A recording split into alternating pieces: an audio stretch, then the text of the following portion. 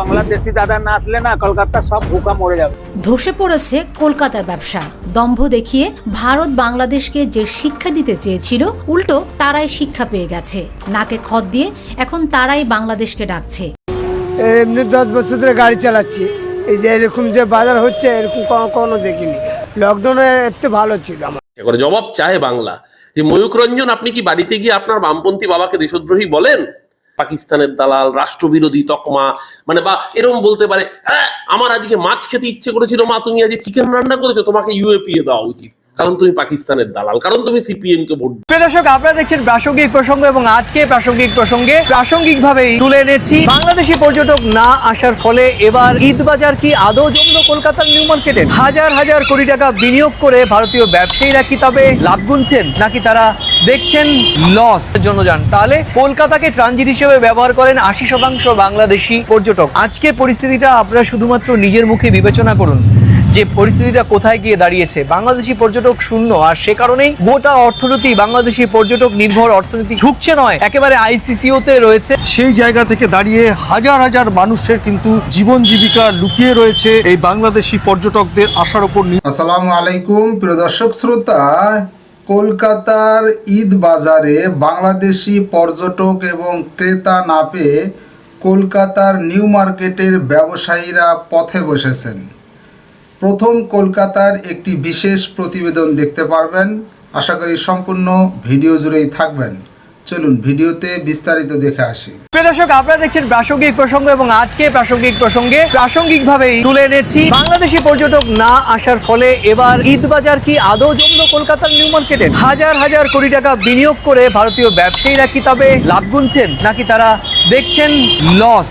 সব মিলিয়ে ভারত এবং বাংলাদেশের মধ্যে সম্পর্ক কোন পর্যায়ে পৌঁছেছে, কি বলছেন ভারতীয় ব্যবসায়ীরা? আমাদের ওই মেন বাংলাদেশে আমাদের কাস্টমার।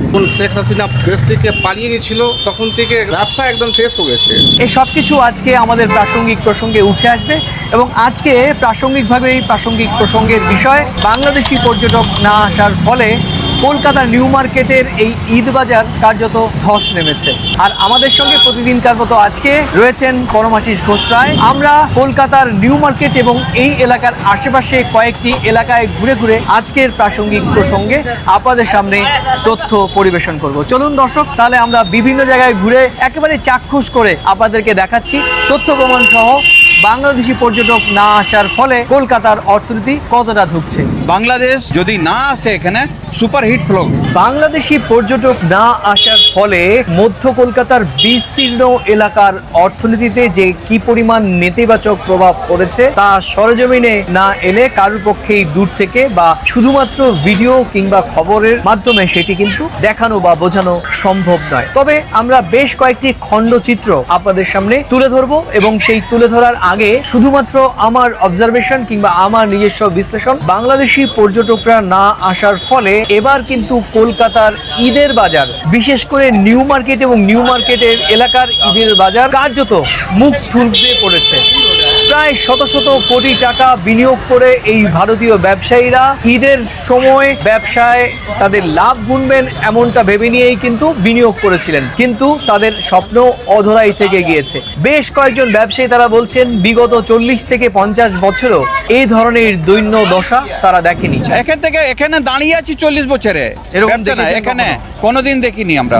এমনকি কোভিড কালীন সময়ও যে পরিমাণ বাংলাদেশি পর্যটকরা আসতেন তাতেও অনেকের পোষাতো, কিন্তু এই মুহূর্তে গত কয়েক মাসের যা চালচিত্র তাতে অনেক বিক্রেতা কিন্তু প্রায় একেবারে নিঃস্ব হয়ে পড়েছেন। এরকম সাটার হোসেন তো কবে দেখিনি, বুঝলেন? এইবার ফার্স্ট টাইম আছে যে এরকম দেখছি।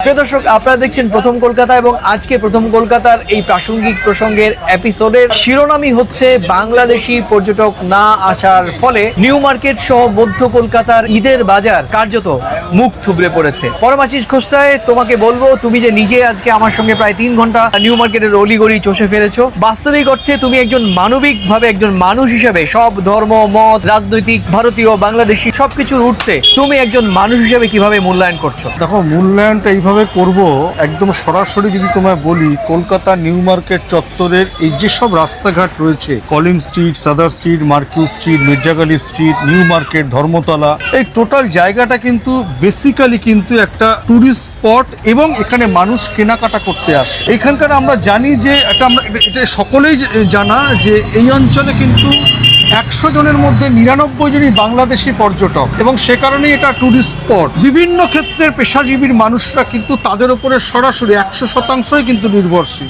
গত 5ই আগস্টের পর বাংলাদেশের যে পরিস্থিতি তৈরি হয়েছে এবং ভিসা না দেওয়ার কারণে আমরা আগের দিনও দেখেছি মার্কিউ স্ট্রিটে একটা পরিবহন ব্যবসার দোকান জামা কাপড়ের দোকানে পরিণত হয়েছে, আর আজকে কলিং স্ট্রিটে আমরা দেখতে পাচ্ছি তিয়াব রেস্টুরেন্ট, সেটাও একটা জামা কাপড়ের দোকান, এটা খাবারের দোকান জামা কাপড়ের দোকানে পরিণত হয়েছে। 50 বছরের যাদের ব্যবসা, 40 বছরের যাদের ব্যবসা, তারা নিজেদেরকে বাঁচিয়ে রাখার কারণে কিভাবে তারা বাঁচবে তারা এখন বুঝতে পারছে না, পট পরিবর্তন করছে। দীর্ঘদিনের খাবারের দোকান সে এখন জামা কাপড় নিয়ে বসছে, বলছে মাত্র 500 টাকায় আমরা কুর্তা দিয়ে দেবো। 500 টাকা কুর্তা পায়জামা স্টার্ট আছে। বুঝতে পারছেন কি পরিস্থিতি? এই পরিস্থিতি এটা কখনো এটা আশা করেনি। করোনার সময় যে কারণে যে পরিস্থিতি ছিল তার চেয়েও কিন্তু দুর্বিষহ। এই ঈদের সময়, দুর্গা উৎসবের সময়, ঈদের সময় কলকাতা শহরে যে ধরনের ব্যবসা হয় বিভিন্ন ক্ষেত্রে টোটালটাই কিন্তু একেবারে সমস্ত খাবারের দোকান, হোটেল, জামা কাপড়, নিউ মার্কেট চত্বরের ওষুধের দোকানগুলো ঢুকছে। এখানে মূলত মধ্য কলকাতার কয়েকটি এলাকার নাম আমি আপনাদেরকে বলি। মধ্য কলকাতার মূল কেন্দ্র নিউ মার্কেট বা ধর্মতলা। এই ধর্মতলা আবার সেজেছে বেশ কয়েকটি শাখা প্রশাখায়, যেমন এখানে রয়েছে সাদার স্ট্রিট, এখানে রয়েছে রফি আহমেদ কিদা স্ট্রিট, এখানে রয়েছে মার্কুই স্ট্রিট, এখানে রয়েছে ফ্রি স্কুল স্ট্রিট সহ কিন্তু বিস্তীর্ণ এলাকা এবং প্রত্যেকটি স্ট্রিটের দুই ধারে অসংখ্য ব্যবসা প্রতিষ্ঠান, খাবারের দোকান, বিভিন্ন পরিবহন সংস্থা, মুদ্রা বিনিময় কেন্দ্র, সমস্ত এলাকার ছবি প্রায় এক। শুনশান নীরবতা, কোথাও বাংলাদেশি পর্যটকের চিহ্নটি খুঁজে পাওয়া যায় না এবং তার সরাসরি প্রভাব কিন্তু এবার কলকাতার এই নিউ মার্কেট এলাকার ঈদের বাজারে পড়েছে। অনেক ব্যবসায়ীরা বলছেন যে চওড়া সুদে তারা ব্যাংক বা ব্যক্তিগত পর্যায়ে ঋণ নিয়ে ভেবেছিলেন যে বাংলাদেশি পর্যটকদের শেষ পর্যন্ত সাধারণ পর্যটকদের ভারত সরকার ভিসা দেবে এবং ঈদের আগে হয়তো পরিবেশ পরিস্থিতি অনেকটা স্বাভাবিক হবে, কিন্তু তাদের যে স্বপ্ন সেই স্বপ্নটি অধরাই রয়ে গিয়েছে। ব্যবসায়ীরা বলছেন যে এইভাবে চলতে থাকলে তারা আগামীতে ব্যবসা গুটিয়ে দিয়ে তাদের নিজ নিজ এলাকায় ফিরে হয়তো ক্ষেত খামারি বা তাদের যে বিভিন্ন পেশা, তাদের পৈতৃক পেশা, সেই সমস্ত পেশায় তারা কিন্তু আবার মনোনিবেশ করবেন। তো গোটা এলাকার ছবিটা দেখে শুধুমাত্র সহজ কথায় বলা যায় এই চতুর্দিকে একটি মানবিক সংকট, অর্থনৈতিক সংকট এবং মানবিক সংকট এবং সবার মধ্যে কিন্তু রাগ এবং সবার মধ্যেই কিন্তু ব্যবসা করতে না পারার যন্ত্রণা সেটা কিন্তু পরিলক্ষিত হয়েছে। তুমি কি বলো? দেখো, একটা বিষয় তোমায় বলি, ক্ষোভ বিক্ষোভ তো হবেই, স্বাভাবিক, পেটে লাথি পড়ছে।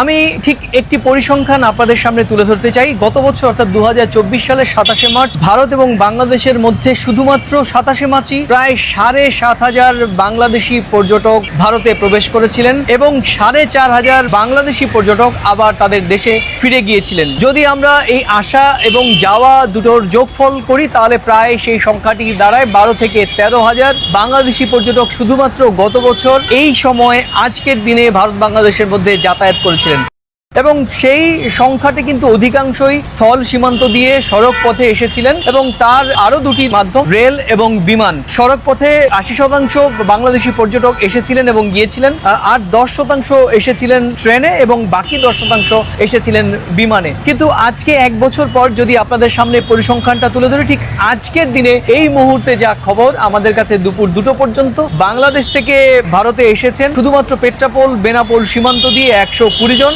এবং গিয়েছেন 30 জন। বিমানপথের তথ্য এখনো আমাদের কাছে নেই। রেলপথ ইতিমধ্যেই বন্ধ। আপনারা জানেন মৈত্রী এক্সপ্রেস, বন্ধন এবং মিতালি এক্সপ্রেস, 3টি আন্তর্জাতিক যে ভারত এবং বাংলাদেশের মধ্যে চলাচলকারী ট্রেন, 3টি বন্ধ আছে। সুতরাং পরিসংখ্যান থেকে পরিষ্কার বাংলাদেশি পর্যটকদের সংখ্যা একেবারেই দূরবীন দিয়ে দেখার মতো অবস্থা। আর আপনারা জানেন যে এই অঞ্চলের, বিশেষ করে কলকাতার এই অঞ্চলটি মূলত ভারতের বিভিন্ন জায়গায় যাওয়ার ট্রানজিট হিসেবে কিন্তু বাংলাদেশি পর্যটকরা ব্যবহার করেন। ধরুন কেউ কোনো বাংলাদেশি পর্যটক তারা যাবেন দক্ষিণ ভারতে, তখন তারা কি করেন? তারা প্রথমে আসেন কলকাতাতে এবং কলকাতায় তারা একদিন স্টে করেন, বা দুদিন স্টে করেন, সেখান থেকে কিন্তু তারা ফেয়ারলি হাউসে যান, রেলের টিকিট কাটেন, কিংবা এখান থেকে বিমানবন্দরে যারা লোকাল এজেন্ট আছেন তাদের সেই এজেন্ট থেকে টিকিট কেটে তারা দক্ষিণ ভারতে বা উত্তর ভারতে চিকিৎসার জন্য বা ভ্রমণের জন্য যান। তাহলে কলকাতাকে ট্রানজিট হিসেবে ব্যবহার করেন 80% বাংলাদেশি পর্যটক। আজকে পরিস্থিতিটা আপনারা শুধুমাত্র নিজের মুখে বিবেচনা করুন যে পরিস্থিতিটা কোথায় গিয়ে দাঁড়িয়েছে। বাংলাদেশি পর্যটক শূন্য, আর সে কারণেই গোটা অর্থনীতি বাংলাদেশি পর্যটক নির্ভর অর্থনীতি ঢুকছে নয়, একেবারে আইসিসিওতে রয়েছে, এবং এই অর্থনীতি কিন্তু পুনরুদ্ধার করার জন্য এখনই উদ্যোগ নিতে হবে। বাংলাদেশি দাদা না আসলে না কলকাতা সব ভুকা মরে যাবে। ধসে পড়েছে কলকাতার ব্যবসা। দম্ভ দেখিয়ে ভারত বাংলাদেশকে যে শিক্ষা দিতে চেয়েছিল, উল্টো তারাই শিক্ষা পেয়ে গেছে। নাকে খত দিয়ে এখন তারাই বাংলাদেশকে ডাকছে। কারণ কলকাতার অধিকাংশ ব্যবসায়ী বাংলাদেশি পর্যটকদের কেন্দ্র করে গড়ে উঠেছে, তা এখন মুখ থুবড়ে পড়েছে। আমাদের একটা ভিসা ক্রাইসিস চলতেছে, এটা আসলে আমাদের জন্য মোটেও কাম। বাংলাদেশি পর্যটকদের অভাবে কলকাতায় এখন হাহাকার শুরু হয়েছে। বাংলাদেশিদের ভিসা না দিয়ে এখন উল্টো বিপাকে পড়েছে ভারত। পর্যটক শূন্য ভারতের ব্যবসায়ীদের এখন মাথায় হাত। কেনাকাটা, চিকিৎসা এবং পণ্য রপ্তানি করে ভারতের ব্যবসায়ীরা এতদিন দাপটের সাথে টিকে ছিল। এখন তারা হতাশাগ্রস্ত। খোদ ভারতের গণমাধ্যমই এমন কথা বলছে। পশ্চিমবঙ্গের জনপ্রিয় গণমাধ্যম প্রথম কলকাতা তাদের এক প্রতিবেদনে ব্যবসায়ীদের করুণ আর্তনাদের চিত্র তুলে ধরেছে। আমাদের কাস্টমার কমে গেছে, মেইনলি আমরা তো বাংলাদেশি কাস্টমারের উপরে নির্ভরশীল। হাসপাতালগুলো ফাঁকা, রোগী নেই, বেকার বসে আছে ডাক্তার। হাসপাতালের মালিকরা বলছেন এভাবে চলতে থাকলে তাদের ব্যবসা গুটিয়ে ফেলতে হবে। চিকিৎসা করাতে আসা রোগীরা না আসায় আবাসন খাতেও ধস নেমেছে, আর তাতে পথে বসেছে ব্যবসায়ীরা। ক্ষতির মুখে পড়ে এখন অনেক ব্যবসায়ীরা তাদের ব্যবসা গুটিয়ে ফেলছে এবং অনাহারে অর্ধাহারে দিন কাটাচ্ছে। সবচেয়ে ক্ষতির মুখে আছে নিউ মার্কেটের ব্যবসায়ীরা। বাংলাদেশ থেকে হাসিনা চলে যাওয়ার পর মোদি সরকার বাংলাদেশের বিরুদ্ধে প্রতিনিয়ত যে প্রোপাগান্ডা দিয়ে বাংলাদেশের সাথে ভারতের জনগণের মধ্যে বিভেদের দেয়াল তৈরি করেছে, তাতে শাপে বর হয়েছে। দিল্লি প্রথমে ভেবেছিল তারা বাংলাদেশকে উড়িয়ে দেবে, কিন্তু ডক্টর ইউনুস যে মানের আন্তর্জাতিক ব্যক্তিত্ব, রাজনীতি এবং কূটকৌশলে যে তার ধারে কাছেও কেউ নেই, দেরিতে হলেও তা বুঝে গেছে দিল্লি। দর্শক শ্রোতা, আপনারা প্রতিবেদনে দেখলেন যে বাংলাদেশি ক্রেতা এবং ব্যবসায়ীদের না পেয়ে কলকাতার নিউ মার্কেটের ব্যবসায়ীরা তারা পথে বসেছে এবং দায়ী করতেছে একমাত্র শেখ হাসিনাকে। শেখ হাসিনাকে ভারত আশ্রয় দিয়েছে, এই কারণে বাংলাদেশিরা সেখানে যাচ্ছে না এবং ভারত সরকার বাংলাদেশিদের ভিসা বন্ধ করে দিয়েছে। এই কারণে রিপাবলিক বাংলার ময়ূক রঞ্জন ঘোষকেও তারা দোষাচ্ছে, কারণ দুই দেশের মধ্যে সম্পর্ক অবনতির জন্য এই রিপাবলিক বাংলা অনেকটাই দায়ী। এ বিষয়ে আপনার মন্তব্য লিখতে পারেন কমেন্ট বক্সে। আজকে এই পর্যন্তই, আল্লাহ হাফেজ।